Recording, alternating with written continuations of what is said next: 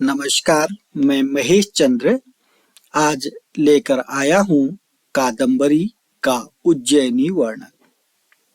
हम अध्ययन कर रहे हैं कादम्बरी बाणभट्टकृत का उज्जैनी वर्णन। आइए देखते हैं।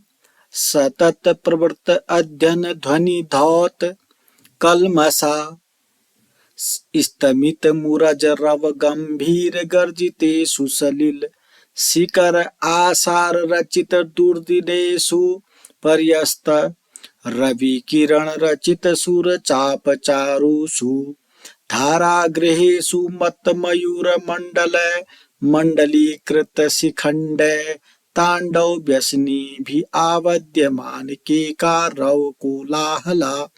यहाँ तक आज हम देखेंगे। जब कोई गद्यांश पूछा जाता है तो सबसे पहले संदर्भ, उसके बाद प्रसंग, उसके बाद व्याख्या लिखी जाती है। संदर्भ पर प्रस्तुत गद्यांश महाकवि बाणभट्टकृत कादम्बरी के उज्जैनी वर्णन से लिया गया है। इसका प्रसंग बनेगा। प्रस्तुत गद्य अवतरण में महाकवि बाणभट्ट जी ने उज्जैनी का वर्णन किया है। आइए देखते हैं प्रस्तुत गद्यांश में उज्जैनी का वर्णन। सतत प्रवृत्त अध्ययन ध्वनि धौत कलमसा। कलमसा का मतलब होता है अंधकार, पाप। धौत बने धुल गया है। उस उज्जैनी का पाप धुल गया है। किससे? सतत बने निरंतर, प्रवृत्त अध्ययन बने प्रवृत्त अध्ययन करने से। किसका अध्ययन? वेद अध्ययन करने से। वहां निरंतर, सतत बने निरंतर, वहां निरंतर जो है वेदा अध्ययन होता है, उसकी ध्वनि से वहां जो पाप है वह धुल गया है। कितनी अच्छी बात यहाँ पर उज्जैनी के विषय में लिखी गई है। वहां निरंतर वेदा अध्ययन होता है। सतत बने निरंतर, प्रवृत्त बने होता है, अध्ययन बने अध्ययन। किसका अध्ययन? वेदाध्ययन, वेदों का अध्ययन होता है।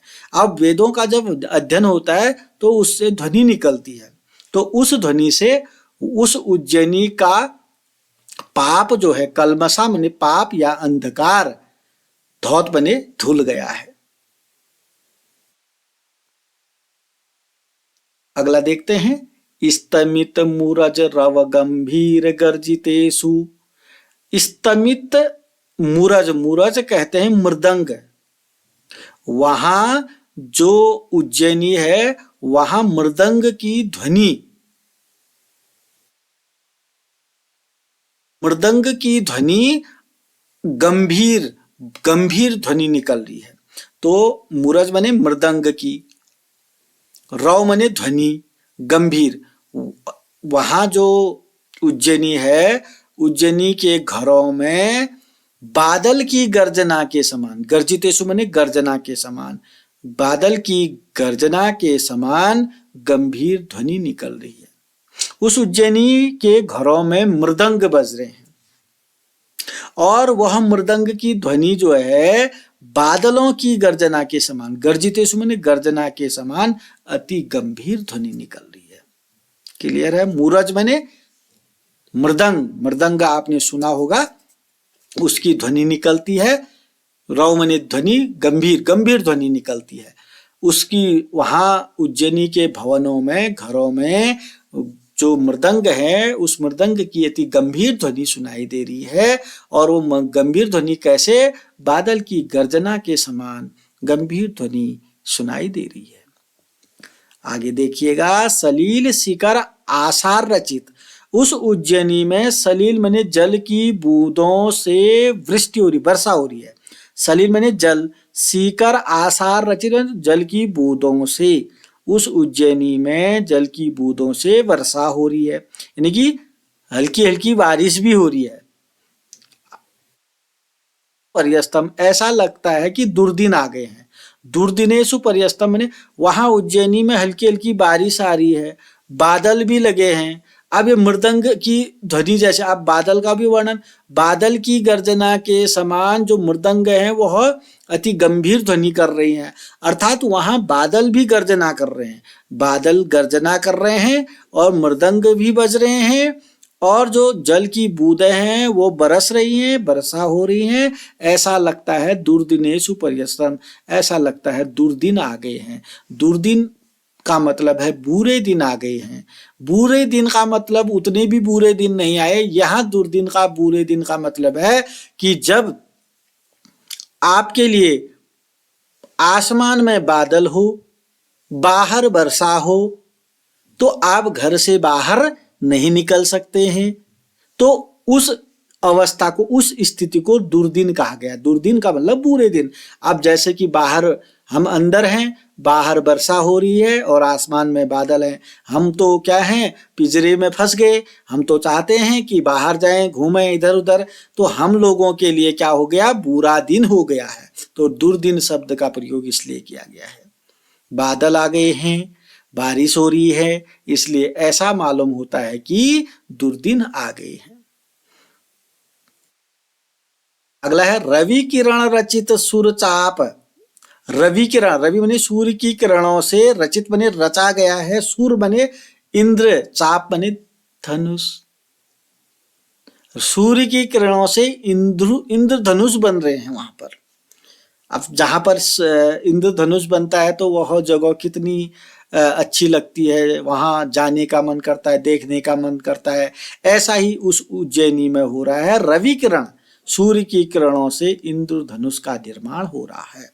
उस उज्जैनी के धारागृह जो बने, उस उज्जैनी के जमीनों पर, यानी कि पृथ्वी पर सूर्य की किरणों से, यानी कि सूर्य की किरणों से वहां की जमीन पर इंद्रधनुष का निर्माण हो रहा है। आगे देखिएगा, मत मयूर मंडल है।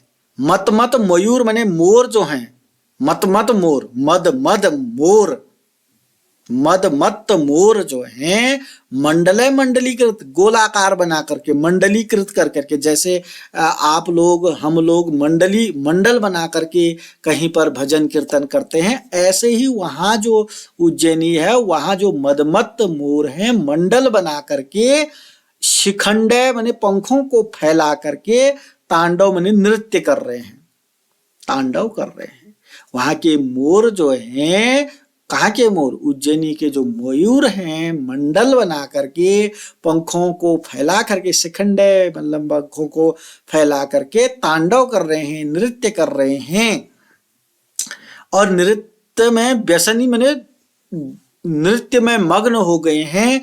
और उनके नृत्य से मग्न होने से वहां पर कोलाहल हो रहा है। उन मयूरों के नृत्य करने के शब्दों से क्या हो रहा है, कोलाहल। कोलाहल का मतलब क्या होता है, शोर शराबा। तो ये रहा इस गद्यांश की व्याख्या। तो एक बार पुनः देखते हैं। उस उज्जैनी में निरंतर वेद अध्ययन होता है, उसकी ध्वनि से उस उज्जैनी का जो पाप है वह धुल चुका है। वहां मृदंग की ध्वनि अत्यधिक गंभीर, बादल की गर्जना के समान हो रही है। वहां बादल भी लगे हुए हैं, जल की बूंदों से वर्षा हो रही है। ऐसा लगता है कि दुर्दिन आ गए हैं, बुरे दिन आ गए। अब दुर्दिन का मतलब क्या है, यहां पर आपको समझना है।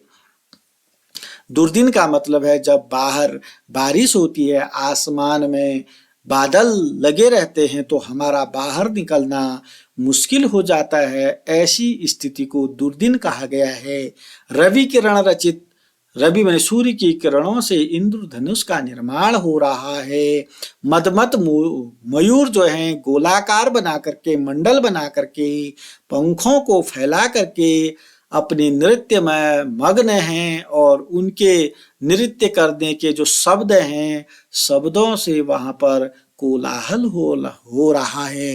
अर्थात मयूरों से वहां की धरती जो है, उस उज्जैनी, वह उज्जैनी जो है बहुत ज्यादा सुशोभित हो रही है। आइए, अगर आपको ये गद्यांश कितना समझ में आया, थोड़ा सा 5 प्रश्नों के माध्यम से जानकारी लेते हैं। आइए, पहला प्रश्न है, कलमसा का क्या अर्थ है। तो कलमसा शब्द इस गद्यांश में आया था, उसका क्या अर्थ है आपको कमेंट बॉक्स में लिखना है। कलमशा का अर्थ क्या बताया था मैंने। क्लियर है? लिखना जरूर, तभी आपको थोड़ा ज्ञान की प्राप्ति होगी। प्रश्न संख्या 2 है, दुर्दिन का क्या आशय है? दुर्दिन का मतलब बताए। दुर्दिन का बुरे दिन तो बताया, लेकिन आपको लिखना है किस तरीके से दुर्दिन कहा गया, बुरे दिन क्यों कहा गया, दुर्दिन का आशय आपको लिखना है। तीसरा प्रश्न है, इंद्रधनुष के लिए कौन सा शब्द प्रयुक्त है? इंद्रधनुष तो समझ में आ गया, लेकिन उस गद्यांश में इंद्रधनुष संस्कृत में क्या लिखा है वो आपने यहाँ पर लिखना है। चौथा प्रश्न है, मृदंग के लिए कौन सा शब्द है? जो मृदंग दिखाई दे रहा है आपको यहाँ पर, ये मृदंग के लिए आप गद्यांश में कौन सा शब्द प्रयुक्त किया गया है ये आपको बताना है। मृदंग, मृदंग कहा मैंने, तो मृदंग के लिए गद्यांश में संस्कृत में कुछ लिखा होगा, तो वह मृदंग के लिए कौन सा शब्द प्रयुक्त है, आपको प्रश्न संख्या 4 में इसका उत्तर लिखना है। और अंत में पांचवा प्रश्न है, प्रवृत्ताध्ययन का संधि विच्छेद कीजिए। जो शब्द मैंने लिखा है सिंगल इन्वर्टेड कॉमा में, आपको इसका कमेंट बॉक्स में संधि विच्छेद लिखना है। अगर आप थोड़ा बहुत संधि या करना जानते हैं, आप संधि विच्छेद के साथ इसका संधि का नाम भी लिख सकते हैं। 5 प्रश्न में जो शब्द लिखा है मैंने, इसका संधि विच्छेद करना है आपको, और डैश करके संधि का नाम भी लिखना है। तो ये 5 प्रश्न आपके लिए मैंने सामान्य रूप में लिखे इसलिए हैं कि आप थोड़ा सा अच्छे तरीके से गद्यांश को समझने का प्रयास करेंगे, अन्यथा आप जो है ये गद्यांश को वैसे ही निपटा देंगे। आपको निपटाना नहीं है, आपको इन प्रश्नों का भी जवाब देना है। इन प्रश्नों का अगर आपने जवाब लिख दिया 5 के 5 प्रश्नों का, इसका मतलब यह है कि आपको गद्यांश अच्छे से समझ में आया।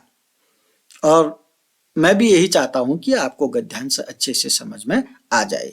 मूल्यांकन के लिए मेरे पास कुछ नहीं है, क्योंकि मैं आपसे मौखिक टेस्ट नहीं ले सकता। मैंने टेस्ट के लिए 5 प्रश्न आपके सम्मुख रख दिए, यही आपका टेस्ट होगा। और इसी से मुझे जानकारी मिलेगी कि मैंने जो आपके सम्मुख गद्यांश रखा वो आपको भली भांति आ चुका है। अभी तक चैनल को आपने सब्सक्राइब नहीं किया तो सब्सक्राइब करेंगे, वीडियो पसंद आती है तो लाइक करेंगे, कमेंट करेंगे और अपने दोस्तों के साथ शेयर करेंगे। नमस्कार, धन्यवाद।